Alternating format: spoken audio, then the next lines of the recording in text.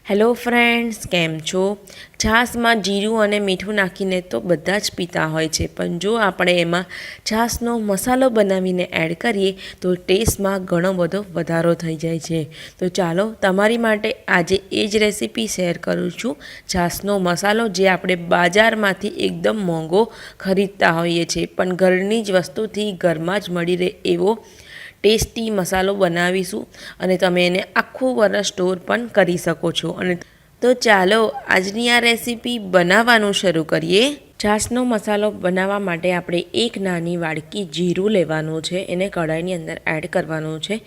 ગેસની flame medium રાખી અને આપણે એક નાની વાડકી જીરું લીધું છે. ત્યારબાદ આપણે લેવાના છે આખા ધાણા, એ પણ સેમ જ ક્વોન્ટિટીમાં એક વાડકી લીધા છે. હવે આપણે લેવાના છે મરી મેં 1.5 નાની ચમચી જેટલા લીધા છે. એક તજનો ટુકડો લેવાનો છે, આ રીતનો મીડિયમ સાઇઝનો. અને હવે આપણે આને શેકવાનું છે ગેસની ફ્લેમ મીડિયમ ટુ સ્લો રાખીને. જો તમે આને કપથી મેઝરમેન્ટ કરવા માંગતા હોય તો આ બધું જે લીધું છે ધાણા અને જીરું તે અડધો કપ લીધું છે. તમે એ રીતે પણ કરી શકો છો અને કોઈ પણ એક નાની વાડકીના માપથી પણ કરી શકાય છે. એક સરખું માપ લેવાથી એકદમ પરફેક્ટ આપણો છાશનો મસાલો બને છે. અને આને 2 થી 3 મિનિટ જેવું હલકું શેકી લેવાનું છે, જેથી એકદમ સરસ રીતે આ શેકાઈ જશે. અને હવે આ એકદમ પરફેક્ટ શેકાઈ ગયું છે. થોડી સ્મેલ આવવા માંડે. એક નાની ચમચી મેં અજમો એડ કર્યો છે. હવે બસ આ મિક્સ કરી અને ગેસને બંધ કરી દેવાનો છે. કઢાઈ ગરમ જ છે એટલે એમાં જ જીરું સરખી રીતે શેકાઈ જશે. તો ગેસને બંધ કરીને હલકું ઠંડુ થઈ જાય પછી એક મિક્સર જાર લેવાનો છે મીડિયમ વાળો, અને એમાં બધા જ આપણા આ મસાલા જે શેકેલા છે તે એડ કરી દેવાના છે.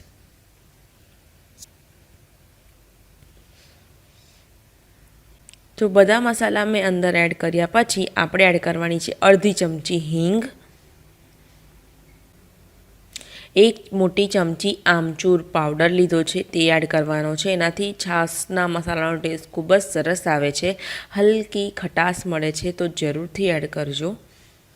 હવે આપણે લેવાના છે સૂકા ફુદીનાના પાન. આ રીતે સૂકવી લીધા હતા. જો તમારી પાસે ફુદીનાનો પાવડર હોય તો તમે એ પણ લઈ શકો છો. તો 2 ચમચી જેટલા સૂકવેલા ફુદીનાના પાન લીધા છે. ઘરમાં જ સૂકવવાના, જેથી એ બિલકુલ કાળા નહીં પડે. હવે આપણે એડ કરવાનું છે 1 વાડકી સંચળ.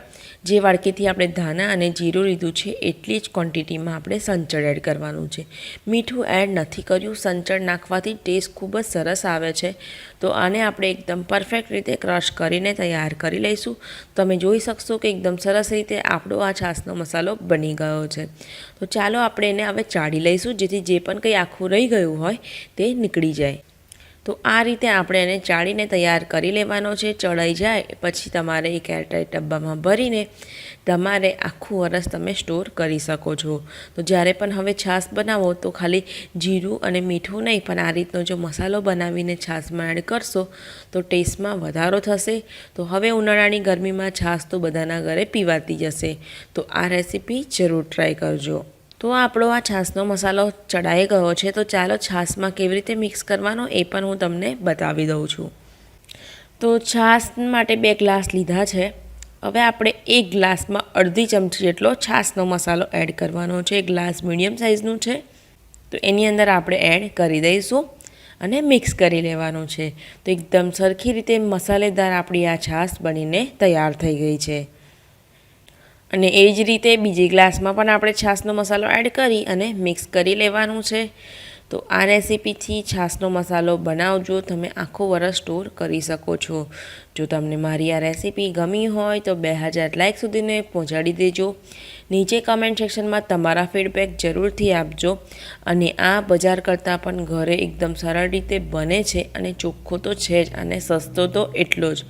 તો મોંઘા બજારમાંથી છાશના મસાલા લાવવાની જગ્યાએ તમે ઘરે જ બનાવો અને તમે આ ફ્રૂટ્સની ઉપર પણ તમે છાંટીને ખાઈ શકો છો. જેમ તમે આ રેસીપીને જરૂર ટ્રાય કરજો. મળીશું આપણે એક આવી નવી રેસીપી સાથે. ત્યાં સુધીને આવજો.